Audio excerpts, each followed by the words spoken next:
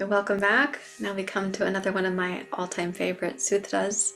This one really encapsulates why we teach and train in yoga therapy and what is the purpose of yoga therapy. So in the Sutra 2.16, we're going to be exploring heyam, dukham, anagatam. Means heyam, the pain. It means heyam, that which can be prevented, that which can be avoided. That which could be avoided means we don't have to keep recurring in the same painful cycle. The future pain that has not yet come, anagatam, the pain, dukham, which has not yet come, anagatam, can be prevented, it can be avoided. And I think this is really relevant to our lives right now because we're facing difficult futures, with civil unrest, with resource wars, with political climates, with divisiveness between people of all types, and also difficulty with the climate and the circumstances of climate migration, and therefore, again, more resource wars. So we have a lot of pain yet to come. There is plenty of pain out there in the world.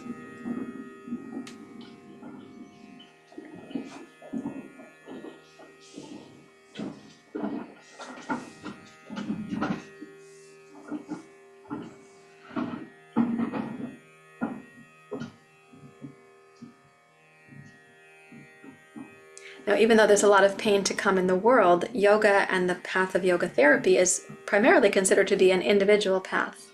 So looking at that on the individual scale, even for you, the future pain that has not yet come ought to be prevented.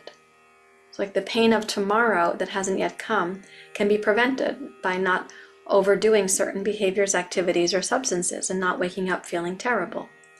The pain that is yet to come that can be prevented means that you have discernment today about what you're doing. It also means a future pain that could come from consistently inauspicious habits or patterns.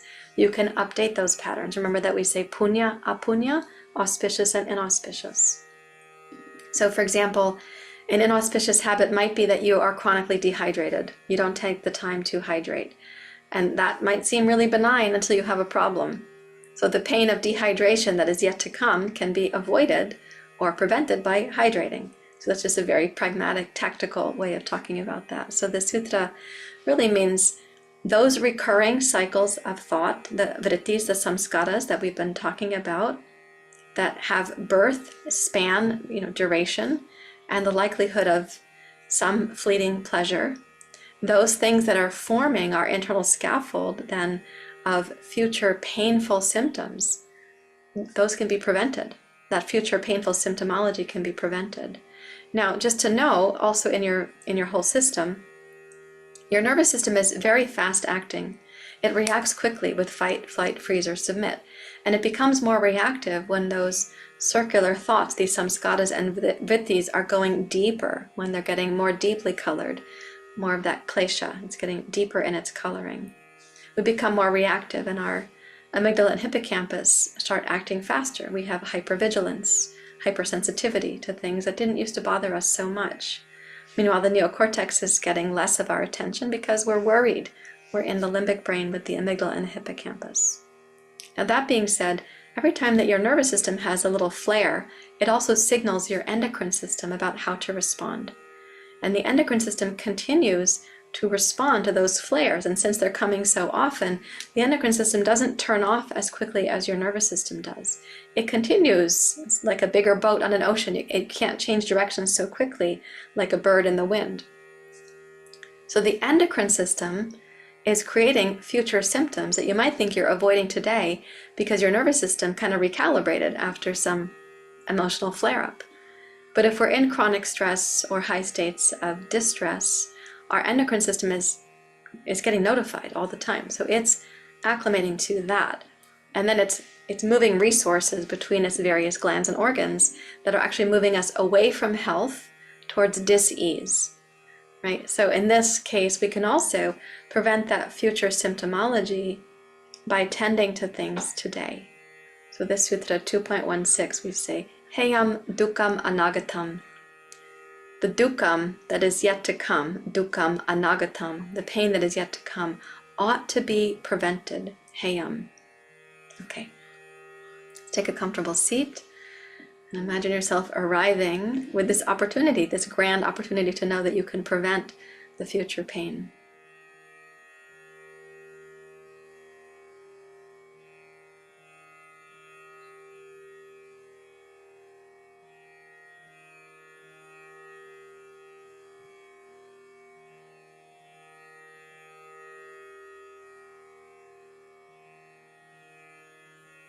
In the spirit of this good opportunity, let's raise the hands to the heart, please.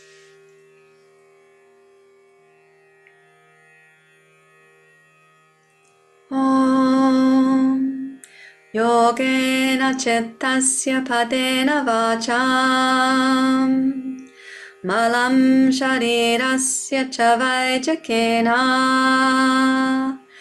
Yopakarotam Pravaramuninam Patanjalim Pranjaliranatosmi. Om Shanti Shanti Shanti. You may bow your head to your heart. Release your hands. So I hope you're understanding how the previous sutras lead up to this one as well, that we were talking about viveka, discernment, and the one who has discernment, vivekinaha, in the last sutra, 2.15, that when you become capable of discerning both what is punya and apunya, auspicious and unauspicious, when you are capable of discerning that which brings pleasure, sukha, and that which causes pain, dukkha, and you're capable of recognizing that the circular nature of these samskaras keeps coming around, as we have that capacity emerging for discernment, it's going to make sense to us that, okay, given this, I don't have to keep repeating the painful cycles, not just the obvious ones, not just the currently manifesting actions and karmas, but I can meditate dhyana and become even more aware of the subtle, as yet not explosive samskaras. I can become aware of those things, right? So we tune in. We use the courage of tuning in, of feeling the inner experience of these samskaras in their most subtle form. Sometimes they're going to come through as emotions, memories, images, thoughts, feelings. So this is not only for what is on the surface of daily life, the obvious manifesting karmas. It is for the more subtle aspects as well. Okay. Heyam, heyam, heyam, heyam, dukham, dukham, dukham, dukham, dukham, anagatam, anagatam, anagatam, anagatam. Now the whole sutra. Heyam dukkam anagatam. Heyam dukkam anagatam. Heyam dukkam anagatam. Heyam dukkam anagatam.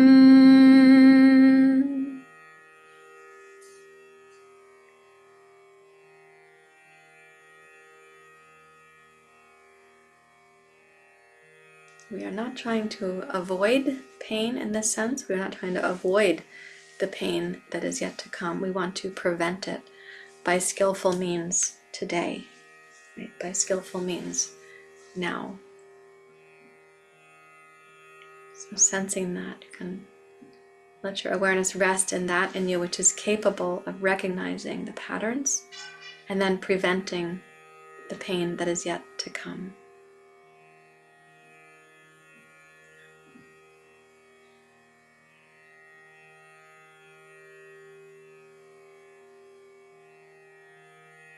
And imagine yourself being someone who takes the actions. It's like sculpting a samskara. To reduce its power, you sculpt away some of its inclinations.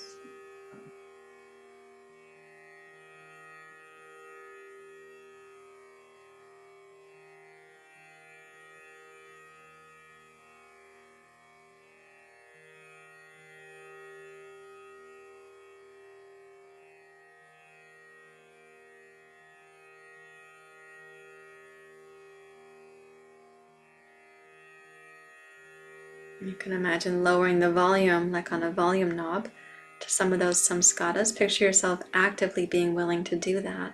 Samskara could be a pattern of staying up too late, or not hydrating, or eating more than you need to, becoming overfull, or choosing foods that aren't in alignment with your digestion, whatever they might be. Imagine yourself not just sculpting away aspects of those samskaras, but reducing their coloring, reducing the intensity. Heyam dukham anagatam. You're doing this on behalf of your future self, that can live with greater health and well-being, clarity and wisdom. Let's also now imagine that we become capable of acting on behalf of the greater good, on behalf of the whole of humanity and the ecology.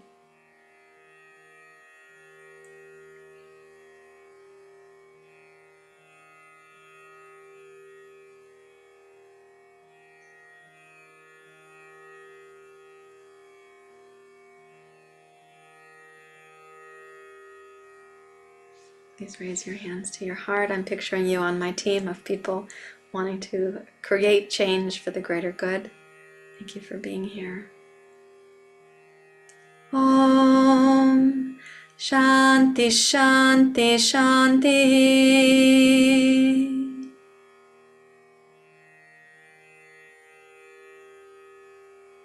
Thank you very much, everyone. Namaste.